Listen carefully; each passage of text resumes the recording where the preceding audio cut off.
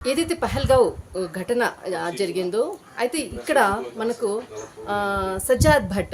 సజ్జాద్ అహ్మద్ భట్ సంబంధించినటువంటి వాళ్ళ అమ్మగారు ఆ రోజు పర్యాటకులు ఏదైతే ఉగ్రదాడిలో గాయపడినటువంటి వాళ్ళని తన వీపు మీద పైన ఏదైతే దాదాపు 5 కిలోమీటర్ల మేర నుంచి కూడా మోసుకొని కిందికి వచ్చినటువంటి వీడియోస్ అంతా కూడా వైరల్ అయ్యాయి.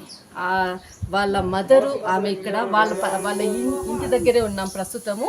ఇక్కడ ఏదైతే పాపం తనకు హిందీ రాదు మాట్లాడడానికి కూడా, తన ఇక్కడ మాట్లాడేటటువంటి కశ్మీరీ లాంగ్వేజ్ ఎక్కువగా మాట్లాడుతుంటుంది, ఇంకా మిగతా భాష కొంత మాట్లాడుతుంటుంది, తనకు అర్థం కావట్లేదు. అందుకే తను నేను మాట్లాడనని చెప్తుంది.